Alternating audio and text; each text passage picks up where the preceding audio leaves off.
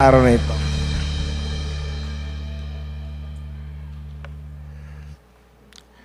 Yes, praise the Lord. What a powerful worship time that we were able to experience kanina. Thank you, worship team. Purihin ang Panginoon sa bawat isa sa inyo.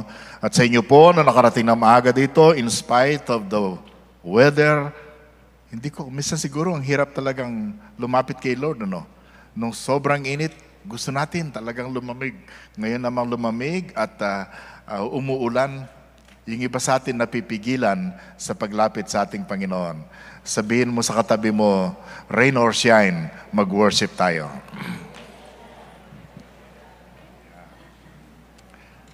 Ang ating pananampalataya hindi na nakabatay sa ganda ng panahon, di ba?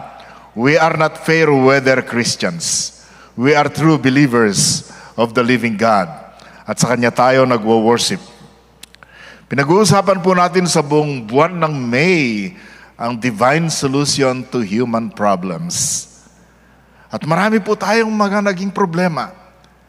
Very realistic po ang pagtingin natin sa problema sa mundong ito. We are a troubled world. Tayo po'y mga tao na maraming troubles at nakatira tayo sa mga communities, cities, at sa isang mundo na maraming problema. Sino pong naniniwala na tayo maraming problema at nakatira tayo sa ating mga cities at sa isang bansa na ang daming problema?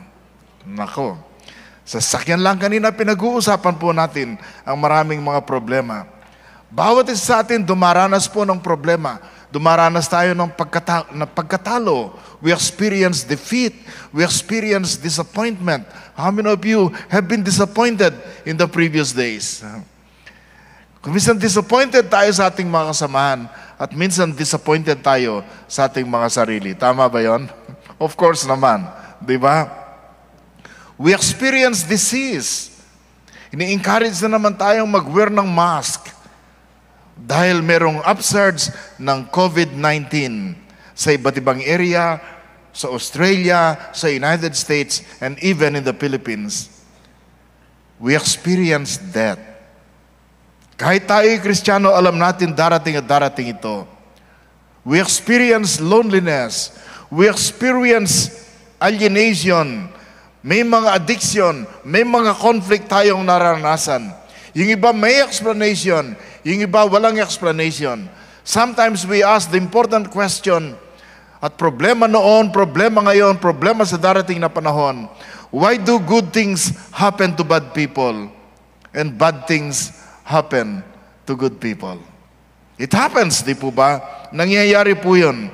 That's why yung mga salita ng Panginoon na binanggit sa John 14 at sa ibang bahagi ng Gospel of John ay talagang tumutumbok po sa pangangailangan natin sa kasalukuyan. Nais ko pong basahin natin ang John 14, 1-6. I know, alam ng iba sa inyo to, pero mas magandang i-review po natin sa oras na to. John 14, 1-6. Nais ko pong tumayo tayong lahat bilang paggalang sa salita ng Panginoon ating babasahin. Ganito pong sinasabi sa New Living Translation, "Don't let your hearts be troubled. Trust in God, and trust also in me. There is more than enough room in my Father's house. If this were not so, would I have told you that I am going to prepare a place for you? When everything is ready, I will come and get you, so that you will always be with me where I am, and you know the way where I am going." "No, we don't know, Lord," Thomas said. "We have no idea where you are going, so how can we know the way?" How can we know the way? And in verse 6, Jesus told him, let's read that one. "I am the way, the truth, and the life. No one can come to the Father except through me." Tayo po'y manalangin. Dakila naming Diyos, pagpalain mo po ang mga salitang ito sa puso ng bawat isa. Maging hamon, Panginoon, sa mga hindi dating nakakaalam nito. Maging katatagan sa mga nakakaalam nito. Hinihiling po namin ang pangunguna ng iyong Holy Spirit sa akin at sa bawat isang nandito At dalangin kong maparangalan kayo sa aming pagpapatuloy na worship sa umagang ito. In Jesus' name, amen and amen and amen. Please take your seats. Napakaganda po ng simula ng verse. Don't let your hearts be troubled. Let not your hearts be troubled. Ito po'y tumutukoy sa lahat ng mga tao na dumaranas ng trouble, ng problem, ng difficulties sa kanilang buhay. Sinasabi ng Panginoon, let not your hearts be troubled. Hindi lamang niya sinasabing, I have the answer. Bandang huli sasabihin niya sa iyo at sa akin, I am the answer. Nais ko pong tingnan natin yung sa pagpapatuloy natin yung katiyakan na bigay ng ating relasyon sa ating Panginoon. Pag pinag-uusapan po natin ito, hindi lamang po suggestion, kundi talagang prinsipyo ng paniniyak ng ating Panginoon. Katiyakan sa tatlong area ng ating buhay. Number 1, yung destination. Pangalawa, yung direction. Pangatlo, yung pangangailangan po ng decision. Number 1, the certainty of our destination. Yung katiyakan sa ating patutunguhan. Hello? Giniginaw ba kayo? Tingin nga po kayong mabuti rito at ngiti kayo. Pahalataan naman ninyo sa katabi ninyo na may kasama ka nagwo-worship o kasama siya. Pakita naman nyo ang inyong mga ngipin na nagkikintab at mapuputi sa nangangaral sa pulpito. All right, the certainty of our destination. Yung katiyakan ng ating patutunguhan. Okay, katiyakan ng ating patutunguhan. The assurance of our destination. Gaano po ka-serious pag ito ang pinag-uusapan natin? Sabihin ko po sa inyo, very serious. Sapagkat uulitin natin ang expression natin sa Zion. Ano po yung expression natin? Life is short. Death is sure. Sin is the cause. Pero bibigyan ko po ng katanungan, where will you go after this earthly life? Saan ba tayo pupunta pagtapos ng buhay sa mundong ito? Alam po natin palagi, Jesus is the cure, Christ is the answer sa lahat ng bagay nito. Alam po natin na sa buhay nito, ang daming twists and turns. Ang daming ups and downs. Liko-liko ang ating dinadaanan. Hindi patag ang daan sa buhay na ito. Ang buhay na ito ay maraming trahedya, maraming tragedy. Of course, minsan meron ding triumph. Sa buhay na ito, mga kapatid, ang dami nating difficulties, pero marami ring opportunities. Pero kung minsan sa buhay na ito, sunod-sunod, ang daming horror, ang daming terror, ang daming torture. At kung minsan hindi natin kagad nakikita kung saan papunta ang buhay na ito. Kaya ang ganda pong pakinggan ang sinabi ng ating Panginoon. Ang sabi na, let not your hearts be troubled. And then binanggit po niya ang dahilan. Sabi niya, there is more than enough room in my Father's home. Marami kayong matitirhan sa tahanan ng aking Ama. Kung hindi totoo ito, hindi ko sana sinabi sa inyo na kuyalis upang maghanda ng bahay o ng lugar para sa inyo. When everything is ready, ang sabi po niya, I will come and get you so that you will always be with me where I am. Napipil po ba ninyo ang paniniyak ng ating Panginoon dito, yung katiyakan niya? Na meron tayong tahanan sa langit? Na meron tayong tahanan ng lampas sa ating tahanan sa mundong ito? Pag yung iba'y nakikita ko sa inyo rito, alam ko galing pa kayo ng Cavite. Alam ko galing pa kayo ng Pandi. Alam ko galing pa kayo sa iba't ibang dako ng Metro Manila. Pero alam nyo, pagkatapos ng buhay sa mundong ito, tinitiyak ng Panginoon sa iyo at saka sa akin na meron siyang inihahandang tahanan para sa bawat isa sa atin. Sa mga nananampalataya sa Kanya. Lahat ng masaya, pumalakpak.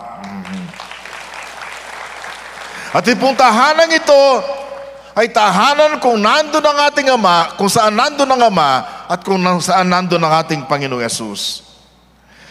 Isang tahanan na hindi lamang po maglalast ng 90 years. Alam po pa nyo, last year, ang dami po namin ginawa.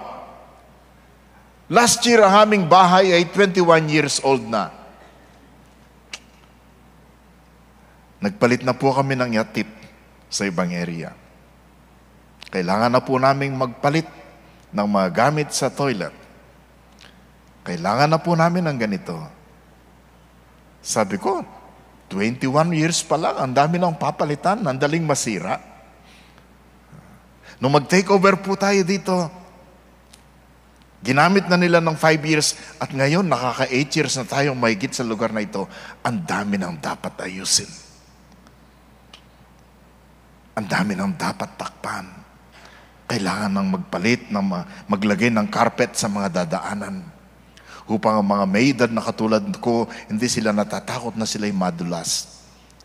Kailangan po nating ibalik, maglagay tayo ng magagandang mga soundproofing. And later on, kailangan na nating bumili ng isang LED wall nang sa ganan ng ating worship maganda-ganda. Pero of course, alam ninyo, ang bahay na inihahanda ng ating Panginoon sa atin ay permanente at tatagal ng 1 milyong taon, 1 bilyong taon, 1 trilyong taon. Walang katapusan ang bahay na inihahanda ng ating Panginoon sa atin. Amen and amen. At alam nyo, kailan niya sinabi to? Sabi niya, iiwan ko kayo, babalik ako doon, ipaghahanda ko kayo ng tahanan. Gaano katagal yon? More than 2,000 years na? Yung iba sa inyo, walang 1 year, natapos ang bahay nyo. Yung inihahanda ng Panginoon sa atin, He is the divine architect, He is the divine carpenter. Grabe siguro ang ganda ng bahay na to. Napagising mo araw-araw doon, sasabihin mo, wow, this is a wonderful day. Every day, pwede nyo sabihin, kasama ng aking apong Cecil, sabi niya, this is the best day of all my life. Yun po ang kanyang bagong expression. Every day, sa piling ng Panginoon is a wow day.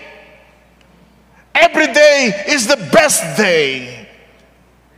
Because in heaven, there will never be a lonely day. There will never be a sad day. It will always be a happy day sapagkat makakapiling natin ang ating Panginoon na pangwalang hanggan. Amen?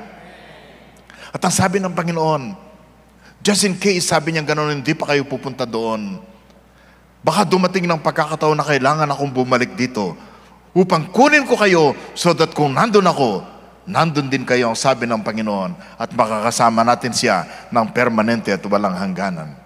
Nandun po ang ating destination, and it is sure. The certainty of our destination. Secondly, the clarity of the direction. Maliwanag po ang direksyon. Alam natin kung saan pupunta at sinabi rin ni Lord kung paano pupunta ron. Sino po sa inyo, minsan alam nyo ang pupuntahan ninyo, alam nyo ang address, pero hindi nyo alam kung paano pumunta ron? Sino po sa inyong naligaw na? Itaas nga ang kamay. Sino po sa inyong pupunta sa kasalan, nagpa-makeup kayo, nagpaayos ng buhok, bumili ng damit, tapos na-late kayo kasi naligaw kayo? Di ba? Yung pagkakaligaw po, normal sa mundong ito eh. Kahit gamitin mo po ng Google, kung minsan ang resulta gigil. Di ba? Gamitin ng Waze, kung minsan ang resulta wasted ang ating mga time. Pero kay Lord, may assurance ng direction. Maliwanag kung paano pupunta ron. Amen? Kasi nung sinabi ng ating Panginoon, sabi niya, you know where I am going and you know the way. Mabuti na lang mayroong isang Tomas. Honest siya. Hindi siya nagpanggap na hindi niya alam. Kung tayo pa noon, mga Pilipino, alam naman nating lahat. Pagkatapos, nga naman, alam. Pero sa puso natin, ano nga ba yun? Di ba? Sabi ni Thomas, no, we don't know, Lord. Gusto ko si Thomas eh. Bandang huli, of course, siya ang tinatawag nating doubting Thomas, mapagtanong, hindi siya mapaniwalain. Di ba? We don't know, Lord, Thomas said. We have no idea where you are going. So how? This is one of the most important questions in all of history. How can we know the way? Pupunta ka ron, magkakaroon kami ng magandang tahanan, super gandang magiging buhay, sabi ng Panginoon. Sabi ni Lord, you know the way. Sabi ng Lord, how can we know the way?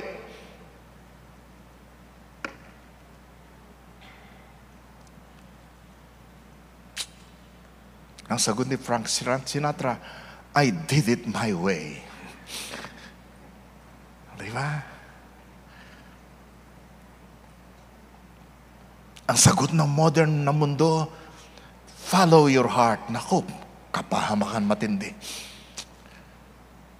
Ang sagot ng maraming mga artist, ng maraming mga songwriters, ganitong daan, ganitong paraan ng buhay. Pero ang sigaw naman ng isang writer, kahit anong sinubukan na niyang lahat, I can get no satisfaction. And Thomas asked, how can we know the way?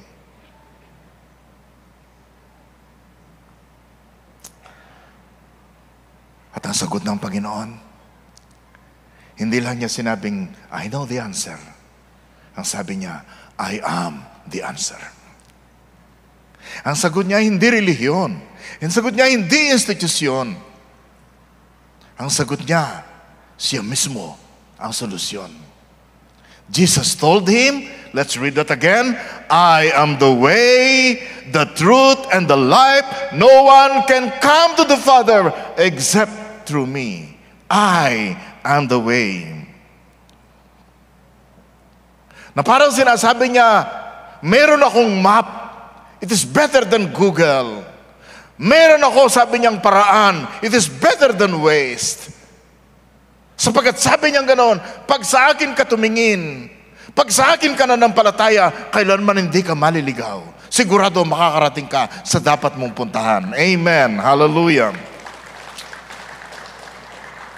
Ito pong John 14:6, maybe ito isa sa pinakasikat sa I am statement ng ating Panginoon.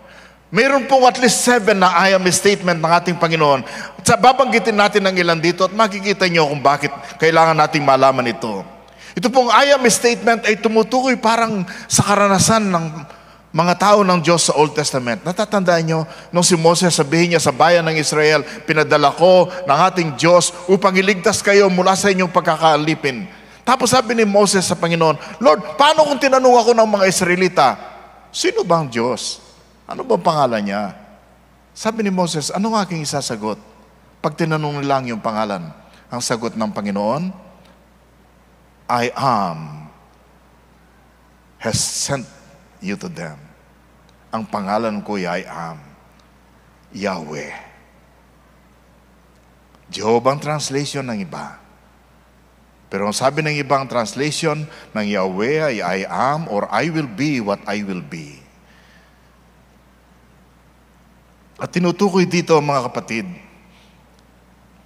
pag binabanggit ng Panginoon ang particular na bagay na gagamitin niya na kailangan natin, ginamit niyang I am, Yahweh, or Jehovah. For example, ang ilang pangalan ng Diyos sa Old Testament, sa Hebrews ay ganito, Jehovah Jireh or Yahweh Jireh, the Lord my provider. Sino sa inyo ang kailangan niyo si Lord bilang provider? Amen and amen. Tapos sabi niya, Yahweh Rapha, the Lord heals. The Lord is my healer. Sino sa inyo ang nananalangin kayo na pagalingin kayo ng Panginoon sa mga nararamdaman niyong problema? Amen? Yahweh Nisi, the Lord is my banner. Yahweh Shalom, the Lord our peace. Sino sa inyo nangangailangan ng kapayapaan na hindi kayang ibigay ng sanglibutan?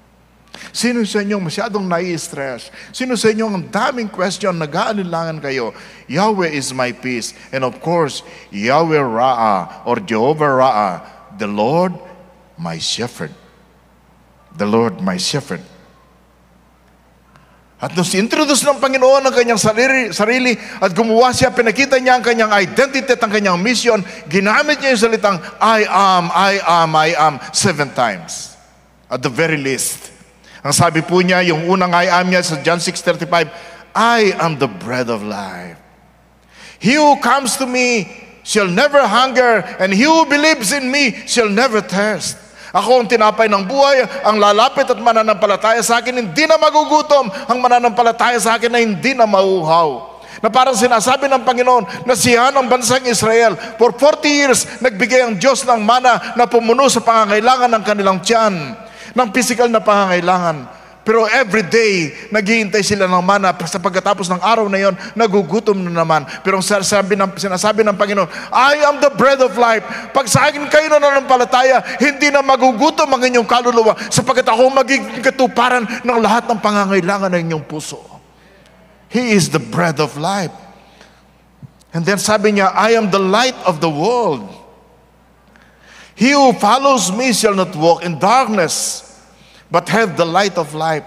Nakita ng Panginoon na isang sanglibutan ng daming kadiliman dahil po sa kasalanan at kalikuan. At ang solusyon ng mundo kung minsan ay revolusyon. Pero ang solusyon ng Panginoon, sabi niya, pag akong dumating sa iyong buhay, ako ang tatanglaw sa kadiliman. Tumutukoy dito ang holiness and righteousness ng Panginoon na siyang liwanag sa kadiliman. Some of us would remember na isang favorite passage natin sa mga Psalms ay ang Psalm 84. Doon binanggit ng Panginoon na siya, sabi niya ganon, I am the sun and shield. The Lord will give grace and glory. Sinasabi niya na siyang liwanag sapagkat siyang araw sapagkat siyang nagbibigay ng liwanag. Siya ay shield sapagkat siya nag-iingat. Siyang nagbibigay ng grace sapagkat siyang nagpapatawad. At siya ay nagbibigay ng karangalan sa sinuman na gusto niyang itaas. I am the light of the world. Saang bahagi ng buhay mo ngayon gusto mong magliwanag ang ating Panginoon? Bakit hindi mo siya anyayahan? Bakit hindi mo sabihin sa Kanya, Lord, I believe you, I trust you, I need your light to shine in the darkness of my life. And then ang sabi niya, I am the door of the sheep. And then ang sabi niya sa number 4, I am the good shepherd. The good shepherd gives his life for the sheep. Sabi niya, maraming nagpanggap na pastor. Pero sabi niya, ako ang mabuting pastor at ako nagbibigay ng buhay at handa kong ibigay ang aking buhay para sa inyo. And then in number 5, I am the resurrection and the life. He who believes in me, though he may die, he shall live. Dito sinasabi ng ating Panginoon, yes, ang buhay niyo sa mundong ito ay may katapusan. Pero sa dulo ng inyong paglalakbay, ang sabi ng Panginoon, kahit mamatay ka pag nalampalataya sa akin, ikaw ay mabubuhay na muli at mabubuhay ka magpakailanman. Ang sarap pong manampalataya sa ating Panginoon. And of course, ang number 6, basahin natin muli. 1, 2, read it aloud. I am the way, the truth, and the life. No one comes to the Father except through me. Pag ang mga disciples ay masyadong confused sa statement ng ating Panginoon, ang sabi, we do not know the way. Sabi ng Panginoon, I am the way. Na dito binabanggit ng ating Panginoon that Jesus is the only way to forgiveness. Siya lamang ang paraan ng kapatawaran. Siya lamang ang source ng katotohanan. Siya lamang ang source ng truth and knowledge about God. And the only route to eternal life, Jesus offers spiritually dead people the very life of God. Siya lamang po ang paraan ng kapatawaran. Kaibigan, hindi ka pwedeng makakita ng kapatawaran sa anuman. Si Lord lamang ang nagpapatawad. Bakit? Sapagkat bandang huli, siya lamang magbibigay ng kanyang buhay. Siya lamang magtitigis ng kanyang dugo. Kaya siya lamang ang magiging kapatawaran natin at sa kanya lamang tayo makakita ng tunay na nakatotohanan at siyang magbibigay buhay sa mga spiritually dead people, sa iniisip mong walang pag-asa sa buhay. Jesus can give life because He is the life. Can we read that again? Jesus offers to spiritually dead people the very life of God. So ulitin ko po, nung sinabi ni Jesus, I am the way, I am the truth, and the life, parang sinasabi niya, pakinggan po niyong mabuti. There is no other way, there is no other truth, there is no other life. And He is telling you, He is telling me today, kaibigan, huwag kayong mahiya, huwag kayong matakot na declare ito. Jesus only, and only Jesus. Amen? No other name except the name of Jesus.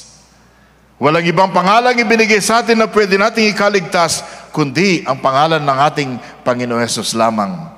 Kaibigan, pakinggan po nyo. Because Jesus is the way. When you trust Him, you will never go astray. Hallelujah. Sapagkat siyang daan, pag nagtiwala ka sa Kanya, hindi ka na maliligaw. Amen? Hindi ka na maliligaw. Because Jesus is the truth. When you trust Him, you will never be deceived. Hindi ka na madadaya. Hindi ka na magiging biktima ng kasinungalingan ng ibang mangangaral. Because Jesus is life. When you trust Him, you know you have abundant and eternal life. Yun pong I am statement ni Jesus. Ang sabi po ni Billy Graham, binigyan po siya ng isang statue dun sa Washington, D.C. sa capital. At the statue na yon, meron pong 2 verse na kinote. Kasama po ng statue, ang tindi nito. Nang ibig sabihin, araw-araw, lahat ng bumunta doon, mababasa nila ang gospel. Ano po ang isang verse? Of course, John 3:16. For God so loved the world that He gave His only Son, that whoever believes in Him should not perish, but have eternal life. Nandun po yun, nababasa ng lahat ng pupunta doon. At ang isang verse ay ang ating verse for today. I am the way and the truth and the life. No one comes to the Father except through me. Whew. Pag naalala po si Billy Graham, merong isang bagay na pinagdidiinan. Sa dami po nating problema sa lipunan. In fact, on the way here, problema pa rin ng Pilipinas ang pinag-uusapan namin. Akala mo may solusyon kami. Pinag-uusapan yung isang mayor ng isang Tarlac town na ang iniisip nila, paano naging mayor yon? Pinag-uusapan namin yung may iba't ibang hearing sa Senate. Sabi ko, paano tayo nagkaganito? Siguro yung iba sa inyo iniisip, kailangan natin ng pagbabago ng leader. Kailangan natin ng revolution. Si Billy Graham, meron din sinabi ukol dito. Ang sabi ni Billy Graham, the regeneration of the individual is much more needed than the revolution of society. Amen? Ang pagbabago ng isang tao ay mas kailangan natin kaysa revolusyon o himagsikan para sa isang lipunan. At si Jesus ang nagpababago ng ating buhay. Yun pong dahilan. If Jesus is the way, if Jesus is the truth, if Jesus is the life, if Jesus is the light of the world, if Jesus is the bread of life, then ang tinuturo ng Kristyanismo, yan ang dapat nating maituro at matanggap ng bawat tao. Kaya ang sabi po ni Billy Graham, if Christianity is important at all, it is all important. Kung merong halaga ang Kristyanismo, naku, super halaga. If it is anything at all, it is everything. Pakinggan po natin yun. It is either the most vital thing in your life or it isn't worth bothering with. Sino po sa inyong naniniwala that Christ is everything? Di ba? At ang ating pananampalataya is not just going through the motion and the rituals of life. This is about the Lord Jesus Christ. Of course, number 7, we will have time later on. Sabi ni Jesus, I am the true vine and my Father is the vine dresser. Na parang tinatawagan tayo sa isang malapitang ugnayan sa ating Panginoon. Number 3, last na po ito. Hello? Pakinggan niyo mabuti. The last, of course, but not the least. The clarity or maybe the urgency of the decision. Sabihin niyo, Pastor, ba't pinili mong clarity? Ba't di mo na lang niliwanag ang urgency? Urgency talagang gusto kong gawin, kaya lang Mula nung makarating kami mula sa kasalan kagabi, past 10 na eh. Talagang kuwan. The urgency of the decision. Jesus is telling people, I am the answer. I am the solution. Akong kailangan ninyo. Akong liwanag ng buhay ninyo. Akong daan papunta sa Diyos. Ako ang buhay. Ako ang katotohanan. Ano pong tawag ng bagay nito sa atin? The relationship with Jesus should be most intimate. Sabihin nga niyo, intimate. Naintindihan niyo yung salitang intimate, di ba? Kahit hindi kayo taga-intimate team, naintindihan niyo yung intimate, di ba? Yung close, yung dikit. Masyado kayong close. Kahit lamok, hindi pwedeng sumingit. Di ba? Paano mo i-describe ang relasyon mo sa Panginoon? Close ba kayo? Paano mo i-describe ang relasyon mo sa ating Ama? Are you close with the Father? O masyadong maraming namamagitan, kung minsan nakakaligtaan?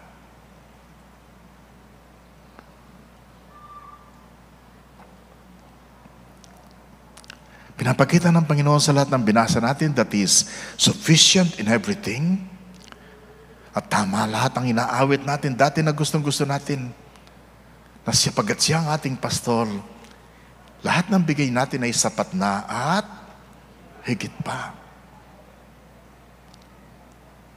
Sino sa inyong ayaw dumikit sa ganitong pastor, sa ganitong Lord, sa ganitong Panginoon na pwedeng ibigay ang lahat ng ating pangangailangan? Alam niyo, ang sarap mabuhay na dikit kay Lord eh. Mahirap mabuhay ng malayo kay Lord. Maraming sisingit, bandang huli, napapansin mo na lang, wala ka na kay Lord. Diba? So this is a call to intimacy. We can be close to Jesus as much as we want to be close to Him. Hindi po natin pwedeng i-enjoy ang buhay, hindi natin pwedeng ma-enjoy si Jesus kung malayo tayo sa Kanya. We will experience all that He intended for us to experience. We will receive all that He intended for us to receive kung tayo nabubuhay ng dikit sa Panginoon. Pwede sabihin mo sa Panginoon sa umagang ito, Lord, I want to be close to You. Lord, tanggalin mo po ang anumang bagay na nagiging sagabal at barega sa pagiging intimate ko sa iyo.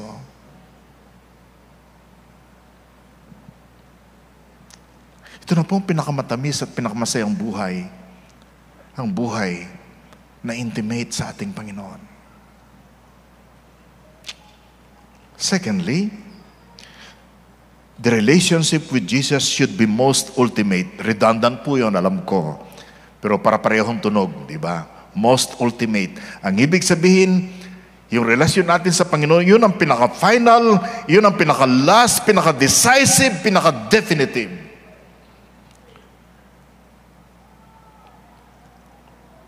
Ito po'y nag-highlight, nagbibigay diin ng panawagan ng Panginoon sa atin na lumapit sa Kanya. Kailangan magmadali tayo, kailangan hindi tayo mahuli, kailangan talaga ngayon ang paglapit sa ating Panginoon. Yun pong panawagan ni Apostol Pablo sa 2 Corinthians 6. As God's partner, sabi ni Apostol Pablo, we beg you not to accept this marvelous gift of God's kindness and then ignore it. Huwag naman yung pagkatapos tanggapin ng kanyang kabutihan, bandang huli, pagwawalang bahala mo. Sabihin niyo, Pastor, pwede ba yun? Tinanggap mo, pero pagwawalang bahala mo, tumingin ka lang sa katabi mo. At alalahanin mo ang nakaraan mo. Diba? Tingnan natin sa ibang translation. Tingnan natin ang kasunod na bahagi. And just the right time, I heard you, sabi ng Panginoon. Today, the right time is now. Today is the day of salvation. What day is the day? It's Sunday. It's ministry day. It's worship day. It's despedida day. It's anniversary day. It's birthday for some. We call it Sunday. But for Paul, today is the day of salvation. Ang araw na ito ay araw ng kaligtasan para sa iba sa atin.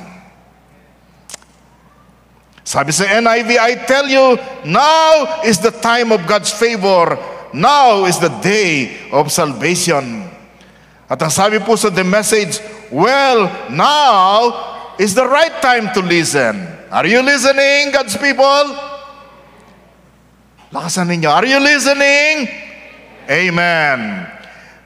The day to be helped, don't put it off. Huwag mong i-postpone. Don't frustrate God's work by showing up late. Oops! Huwag mong biguin ang plano ng Diyos sa iyong buhay sa pagdating ng late.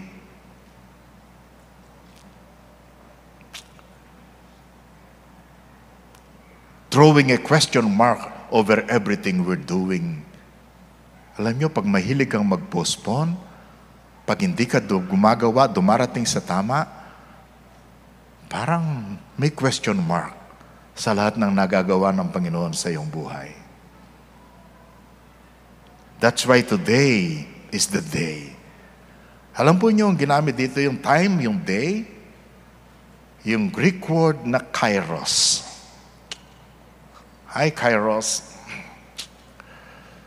Ang ibig sabihin ng kairos, time, opportunity, season, the fitting time, the appointed time. Ito po iba sa salitang chronos, where we get the word chronology. Nang ibig sabihin, halimbawa, today is Sunday, tomorrow is Monday. Chronos, sunod-sunod. Pero ito po ay parang ibinukod na oras. Itinatanging oras, isang natatanging panahon, isang appropriate time, isang opportune time. At kay Apostol Pablo, today, this time, is kairos for some of us. This time is the most opportune time for you. This day is the season. This is the fitting time to make a decision. Don't postpone it. Don't frustrate it.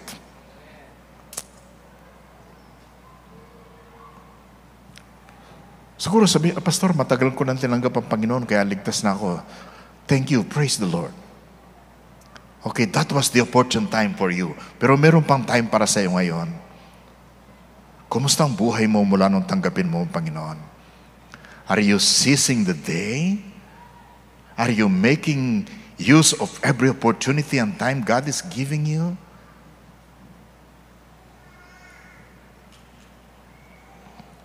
Sabi po ni Oswald Chambers, ito sa mga followers na ng Panginoon, the best use of one's life is to spend it for something that will outlast it. The best use of one's life is to spend it for something that will outlast it. Ang pinakamatinding, magandang paggamit ng ating buhay ay yung gamitin mo siya sa isang gawain o sa isang Panginoon na lalampasan ang buhay mo sa mundong ito. Kasi alam naman natin, di ba?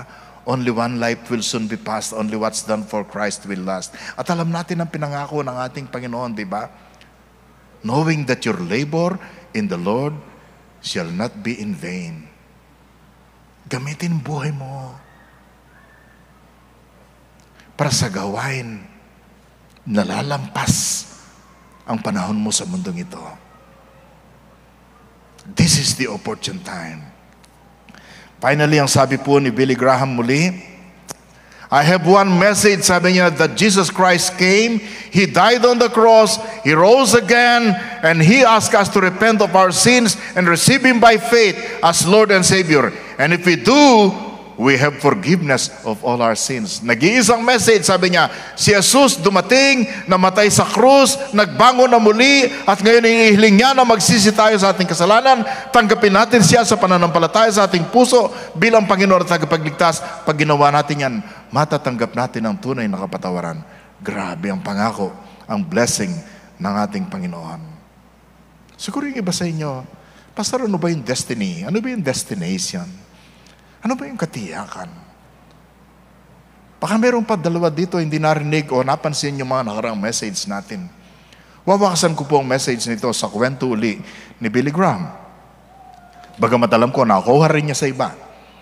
Kinwento po niya, I'm sure some of you would remember this, ang bantog na physicist na si Albert Einstein, na sumakay ng train. Nagtuturo siya, pagkatapos pupunta siya sa ibang lugar, magle-lecture, pupunta sa ibang lugar, magle-lecture, sumasakay siya ng train. Sa Japan, sa Korea, sa United States, naku, grabe ang train system. Ganun doon ang ginawa niya noon. At pagkatapos, during those days, may lumalapit na konduktor, chinecheck ang mga tickets. Para sabihin, nagamit na. Nung palapit na po ang konduktor, nagalala si Albert Einstein. Tinignan niya ang kanyang bulsa, hindi niya makita ang kanyang ticket. Tinignan niya ang kanyang bag, hindi niya makita ang kanyang ticket. Tapos lumapit ang konduktor sa kanya. Ang sabi ng konduktor, "Oh, Dr. Einstein," sabi niya gano'n. "Alam naman namin hindi ka sasakay dito nang wala kang ticket eh. So don't bother about your ticket." So umalis na po ang konduktor. And then pagbalik ng konduktor, nakita niya si Albert Einstein ay nakaluhod, hinahanapan yung kanyang ticket sa ilalim ng upuan. Sabi sa kanya ng konduktor, "Dr. Einstein, don't look for your ticket. We know that you have a ticket." Tapos sagot sa kanya ni Albert Einstein, "I know I have a ticket. Pero inahanap kong ticket ko kasi hindi ko alam kung saan ako pupunta." Sa dami niyang appointment, nung bilhin niya yung ticket, saan ba ako pupunta? Sabi po ni Billy Graham, nung gamitin po niya yun, matanda na siya, hindi na siya nagmi-minister. Pag nabalitaan niyo isang araw, sabi niya ganoon, na namatay na si Billy Graham. Huwag niyong isipin kaagad kung ano sinabi ko rito. Ang isipin niyo, si Billy Graham, alam niya kung saan siya pupunta pagtapos ng buhay niya sa mundong ito. Are you sure you know that you're going to heaven? Are you sure you know your destination? Today is the day to be sure. Tanggapin mo, kilalanin mo ang Panginoong Jesucristo. At magkakaroon ka ng katiyakan sa buhay na walang hanggan. Again, pwede nating isulat dito ang isang prayer kung paano tatanggapin ang ating Panginoon Jesus. But this is only a sample prayer. Ang higit na mahalaga, kung anong nilalaman ng puso, talaga bang kinikilala mo si Kristo bilang Panginoon at tagapagligtas, talaga bang inaamin mo na ikaw ay makasalanan at kailangan mo si Jesus, pwede kang manalangin at pwede mo siyang tanggapin sa ganitong pananalangin. Tayo po tumayong lahat.